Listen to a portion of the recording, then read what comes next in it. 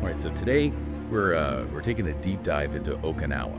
Okay, sounds good. Not like battles and dates. This is like Nope. the really fun stuff. Yeah, We're talking origin myths, I love it. sacred geography, Oh, the stories that Okinawans told about themselves. yeah, And we're going back to our good friend George Kerr, of course. Okinawa, the history of an island people. Yes. But this is anything but a dry history book. Oh, absolutely not.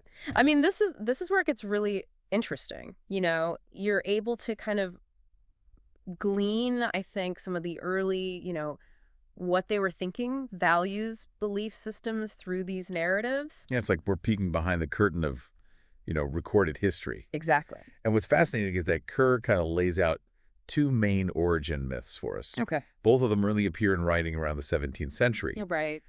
But scholars believe that these were oral traditions Yeah. passed down for Absolutely. generations before someone wrote them down. So are you ready to hear how the world began Okinawa style? I am so ready. Lay it on me. Okay. Let's do it. So myth number one, Okay. picture this. Okay. Two deities, Shineri-kyu and Amami-kyu, just hanging out. Yeah. No Okinawa yet. Right. And then all of a sudden, Right. Amami-kyu gives birth. What? No partner required. Okay. Like, talk about a power move, right? Yeah. And these aren't just any kids. Okay. Each one represents this pillar of Okinawan society. Okay. I like this. Right. All right. You've got the ruler, who's going to ensure order. You've Mhm. got the priestess, who's going to connect to the spiritual realm. Okay. And then you've got the commoner, the backbone of everyday life. Love it. And then Kerr throws in this detail. That's very interesting. Okay. He says that they brought fire Mm-hmm. from the Dragon Palace. Okay. Now, the Dragon Palace is traditionally thought to be beneath the sea. Oh, wow. Okay. So I don't know how they got fire. Underwater fire. Underwater fire. That's pretty cool. Right. Yeah. That's some like fantasy novel stuff right there. It is, but you know what it makes me think about those?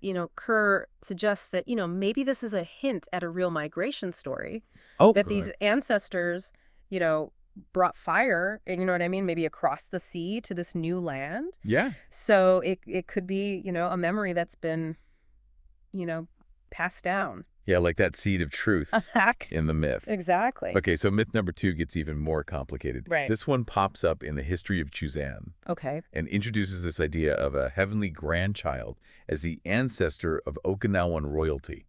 Okay. So it's giving you very much those structured origin stories, like Japan's origin stories. Like you see across a lot of cultures, right? Like we're descended from the gods. It's very top down, Yes. right? Yeah. It's like this is the blueprint for how our society is supposed to be structured. Hierarchy established. Mhm. You've got the rulers and the lords and the farmers. The different levels of priestesses.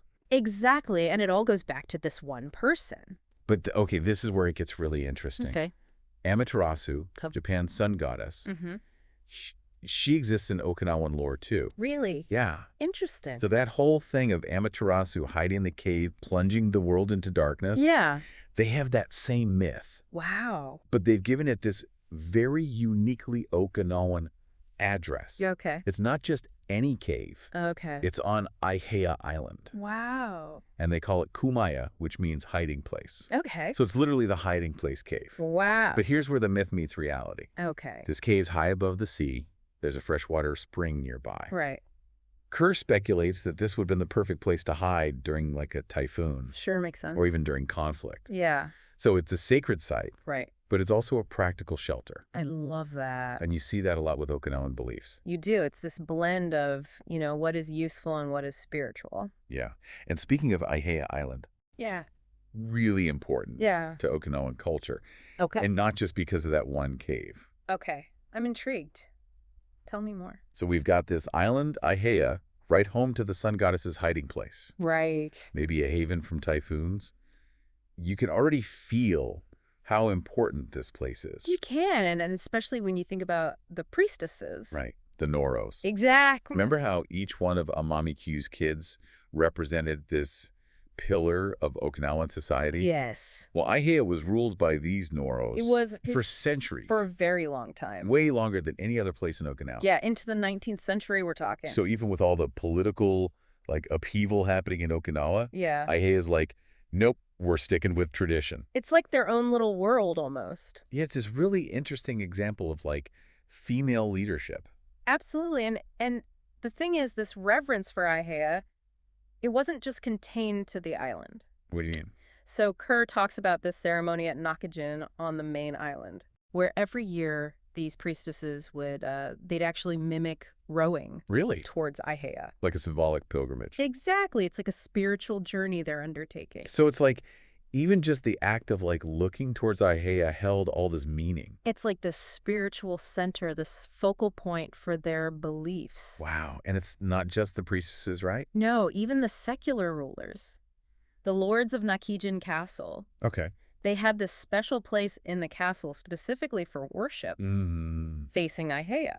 So they literally built their seat of power looking out towards this sacred island. Exactly. It's like they're acknowledging its importance in their lives. Man, okay. Aiheya is going on my travel bucket list. You have to go. But it's not just about this one island. No, it's not. It's bigger than that. Like this whole idea of sacred geography, it's woven into Okinawa. It's everywhere. And you know what else Kerr talks about? Caves. Oh, yeah, he did say something about caves being really important. They're everywhere in Okinawa, and we're not just talking about mythical caves either. Oh. These are real places. Okay. Physical caves that held this deep spiritual significance for Okinawans. So these are places where people actually went and worshipped. Exactly. And get this. Yeah. Kerr thinks that many of them could have serious archaeological potential. Wow. So it's like these hidden chapters of history just waiting to be uncovered. Exactly, like we're just scratching the surface. Okay. Now you have to tell me more about these caves. All right. Well, there's one that stands out in Kerr's writing. Okay. It's called the Seifa Utaki. Seifa Utaki. Okay. He describes it as this incredible important site, a place that Okinawan kings would visit for centuries. Wow, so this is like a big deal. Huge. It was a place of pilgrimage, deep reverence. So what makes it so special? Like, paint me a picture. What does it look like? Okay, imagine this rocky promontory Okay. jutting out into the sea, Okay, I'm with you. with these caves and ledges naturally carved into the rock face. Okay. And they're all facing east and south. So they're looking out over the ocean. Exactly. And these natural shelters formed the core of the Seifa Utaki. Interesting. And even though the original structures are long gone, Okay. you can still see traces of the inner and outer precincts. So even without buildings, you can tell that this place was once sacred. Oh, absolutely. Like people gathered there, prayed there for generations. You can just feel it. It's giving me chills just thinking about it. Right. And here's something else nearby linked to the Seifa Utaki Okay. by both geography and tradition. Right. You have the Yukinju Hanju Springs. What? Yukinju Hanju Springs, Okay. which translate to quiet water and running water. Springs, huh? Okay. What's the story there? Well, legend has it that these springs, Yeah. this is where the very first rice plantation in Okinawa was. Oh, wow. So this is like the birthplace of Okinawan agriculture. Exactly. That's incredible. Tucked away in this protected area, fed by these crystal clear springs and the ocean right there. So they had fresh water, fertile land, and access to marine resources. They had it. Talk about prime real estate. Right. They really lucked out with that location, didn't they? Like you said, that perfect blend of practicality and spirituality. Yeah. They weren't just, thinking about spiritual realm in a vacuum. Right. It was all connected to how they lived on the land, how they understood their place in the world. It's like this incredible tapestry, I like that. Myth, history, Yeah. geography, spirituality, it's all woven together. Yeah, and it makes you realize that, history, it's not just about, names and dates in a textbook. Right. It's about these real people who lived and breathed and believed in these things. Absolutely. Oh. Okay, before we go too far down that rabbit hole, Okay. there was one more place that Kerr talked about. Okay. An island. Yes. Kudaka Island. Sadaka Island. Okay. And you can actually see it from Seifa Utaki. No way. Yeah, it's right there in the distance. Wow. And it's this really important place in Okinawan lore Okay. because tradition says this is where those 5 fruits and grains Oh, yeah, yeah. were first introduced to Okinawa. Okay, wait, so we're talking like baskets overflowing with exotic fruits. Well, the story goes that these gifts came from a divine people. Divine people. Now we're getting really interesting. Who are these mysterious benefactors? Right. That's the million-dollar question. And Kerr suggests that maybe this hints at some kind of outside influence. Oh, okay. Maybe traders or explorers or even migrants from other parts of Asia brought these things to Okinawa. Yeah, that makes sense. I mean, you look at a map. Right.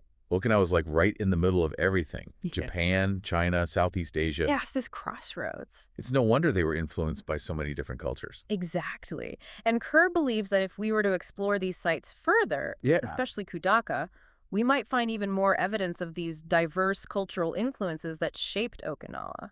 So it's like these divine people, whoever they were, Right. they left these little breadcrumbs, these hints of contact with this wider world. Exactly. Okay, so we've got ancient myths, sacred caves, whispers of first contact with the outside world. We've got it all. It's like we've stumbled onto the set of an Indiana Jones movie. Right. So what does it all mean? Well, I think it means that Okinawa's history is a lot more complex and a lot richer than a lot of people realize. Okay.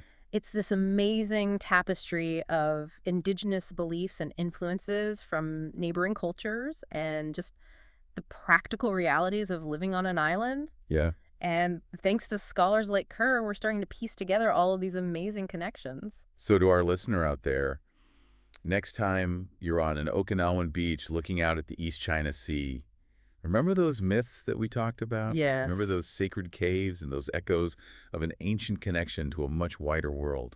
It's all still there. And hey, maybe you'll be the one to uncover the next clue. You never know. The next piece of this amazing puzzle. That's the beauty of history. Because as we've learned today, the past is never really past. Never. It's all around us, just waiting to be rediscovered.